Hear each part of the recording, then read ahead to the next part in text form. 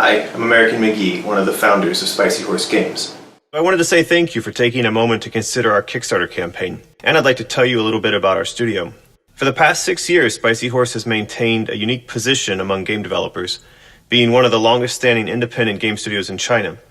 In that time, we've accomplished a lot of interesting things, like being the first indie studio in the region to produce a AAA console game with Alice Madness Returns, or delivering episodic content for PC with Grimm. Since 2011, we've been working to reshape our studio and our games by bringing our experience to bear on web and mobile platforms. Our goal is to deliver console-quality content to mid-core gamers and to do this without having to rely on traditional game publishers. Akaneiro is the result of those efforts. Hey, I'm Ben Kerslake, the creative director of Akaneiro Demon Hunters. At its core, it's a typical familiar sort of ARPG, but I think we've wrapped it in a fairly unique visual skin that is based on traditional Japanese art and folklore. The bulk of our levels are complete. All of our 3D models for enemies and characters and weapons and so forth are all done. The core control game mechanics are also working. So it's like we have all of the core systems done. It's just a matter of pulling them together into a final product. You know, the obvious answer is the art style and the way that we've interpreted that into the game world and used it to sort of create these wonderful evocative environments and characters. Beyond that, you know, we have not ignored the game mechanics side of things. So it's more than just a sort of light touch homage to ARPG. It's got real ARPG meat to it, presented in a way that, you know, the depth is there for ARPG fans. There's a prowess which is focused around upfront melee combat, those sorts of you know, bloodthirsty kind of attack moves.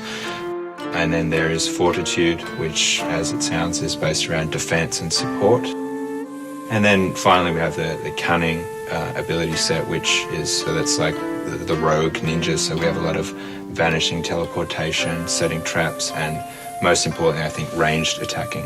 One important thing to note is when you create a character, though you're constrained at that point, beyond that, you're free to sort of dart back and forth between those trees and sort of create a hybrid. So you can have this kind of heavily armored samurai, if you like, that can also disappear like a ninja and set traps. For our enemies or characters at large, of course, tapped Japanese folklore, specifically the yokai or demons and ghost stories. The bulk, the majority of our enemies are drawn from the sort of pages of illustrators that kind of explored folklore and religion and also just pure fantasy. So we've just been flipping through these thousands of different reference sources for these yokai monsters.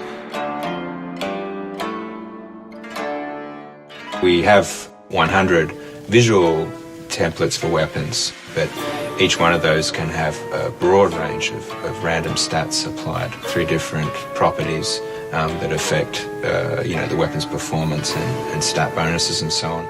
We have a wide set of Japanese-style weapons, so all your samurai and ninja.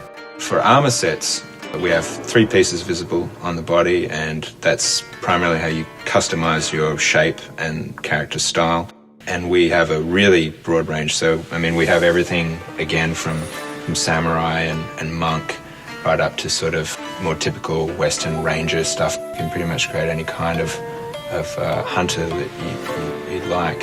When we've had people during the test running around in these geisha skirts with a massive sledgehammer, and again none of that is really limited by any sort of arbitrary constraint on class or skill. It's just, you know, how you want to look and feel. They are kind of like these cute little sidekicks based on Japanese kind of totemic spirits. So use them to provide a passive buff that's quite powerful to the player. So you can choose a pet that sort of suits your play style. We wanted to be able to provide a way for you to interact with your friends even when they're not online. So through summoning an ally, it's sort of like summoning the kind of ghost or imprint of one of your fellow hunters. Completing missions with this ally means that, you know, the experience and reward will be shared automatically. We have talked about like everything we have, you know, in front of us now in the game, which is a good deal of content and mechanics finished and available now. People are playing it in closed beta and enjoying it. But, you know, the vision for the game goes beyond that, I think, in where we want people to and how we want people to be able to play the game. We would love to be able to use the back of funding to release a proper Android version with a tailored UI system. You know, if we could devote some more resources to, there's no issue about providing it. We know the game runs there, and we designed the art or the technical side of things so that there would be very little issue and overhead. We just need to be able to, you know, build that UI and other systems around it to support the Android release. If we're able to devote dedicated resources to the Android version, it also, you know, reflects well back on the PC version. One of the other big things that we'd be able to and really need and want to add is multiplayer, proper multiplayer. Everyone wants this, you know, that's one of the most common feedback we've had from our audience. So I think, you know, hopefully some of that audience, some of those people who've asked those questions will be amongst the first backers for that, and show us that you want it and we can provide it. And again, you know, that would be something that we can provide cross-platform. Well, you've heard from Ben what we've accomplished so far, but our ambitions far exceed what we can do on our own. That's why we've put together this campaign. With your support, we can go further, deliver more content, include multiplayer support, and publish to even more devices and platforms. And your support will validate independent development of unique content for platforms that are not controlled or dominated by the established publishers. I sincerely hope you'll support Akaneiro. In doing so, you'll help maintain an independent developer in a unique part of the world, and you'll become part of the Order of Akaneiro, helping to fight demons in whatever forms they might take. From the entire team here at Spicy Horse, thank you for your consideration.